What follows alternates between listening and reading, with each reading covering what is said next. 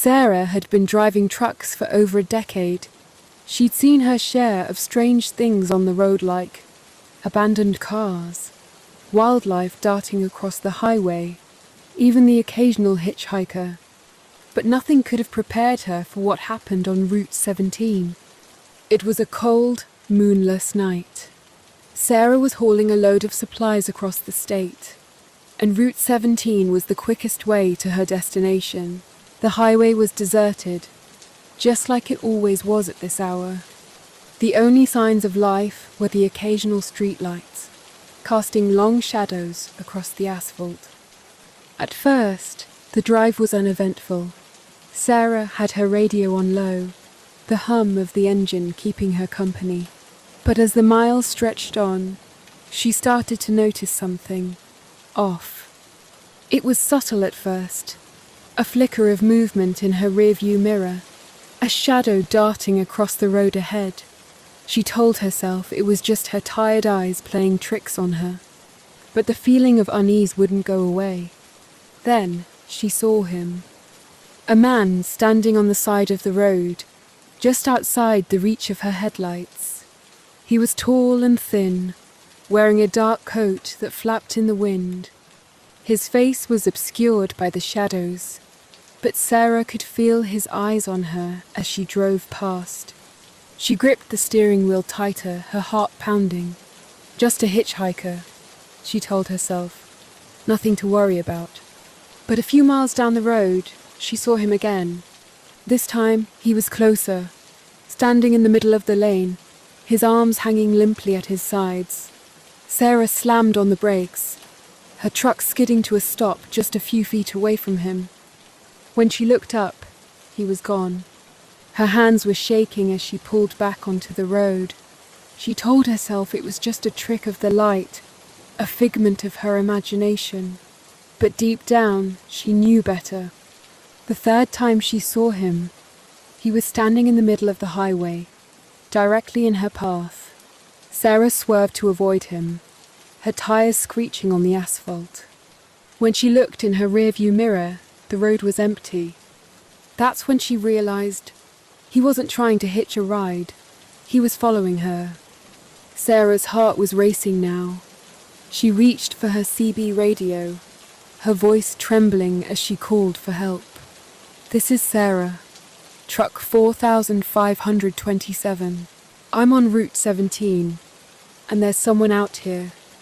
I think they're following me." The response was static.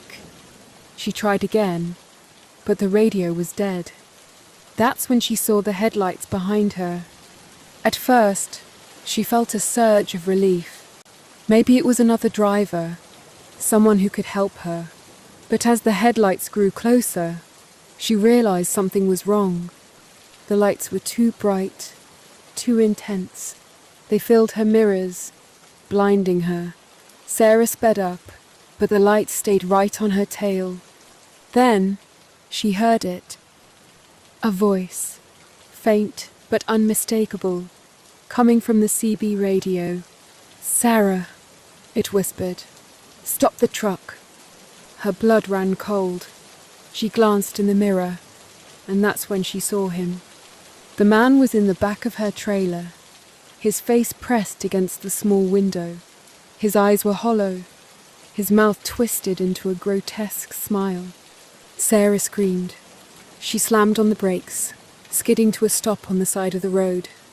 When she looked back, the trailer was empty, but the headlights were still there, shining through the darkness.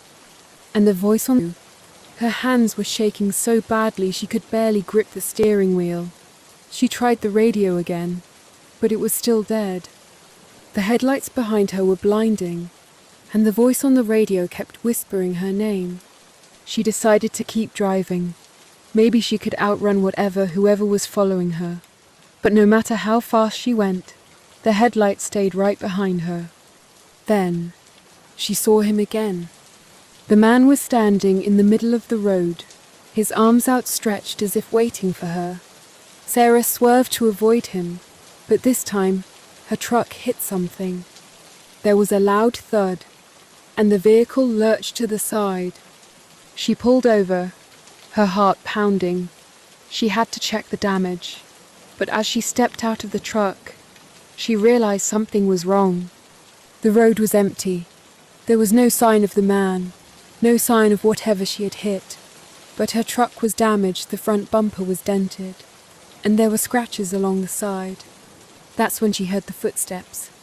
They were slow and deliberate, coming from behind her. Sarah turned around, but there was no one there, just the empty highway, stretching into the darkness. The footsteps grew louder, closer. Sarah climbed back into the truck and locked the doors. She tried to start the engine, but it wouldn't turn over. The voice on the radio whispered again, "You can't escape." Sarah's breath came in short, panicked gasps. She looked out the window and saw him, the man, standing just outside the truck. His face was pressed against the glass, his hollow eyes staring into hers. She screamed and closed her eyes, praying for it to be over. When she opened them again, he was gone. The engine roared to life, and Sarah didn't hesitate. She slammed her foot on the gas and sped down the highway, not looking back. Sarah didn't stop driving until she reached the next town. She reported what had happened to the local authorities, but they found nothing, no man, no car, no sign of anyone on Route 17. To this day, Sarah refuses to drive that stretch of highway. She still hears the whispers sometimes, late at night, when the road is quiet and the darkness feels too close. Was it a person, a ghost, or something else entirely? Sarah doesn't know, and maybe that's the most terrifying part, not knowing, because whatever it was, it's still out there, waiting, watching. And the next time you're driving down a deserted highway late at night, and you see a figure standing on the side of the road, don't stop. Just keep driving, because you never know who or what might be following you. Stay safe out there, and remember, you're never really alone on the road.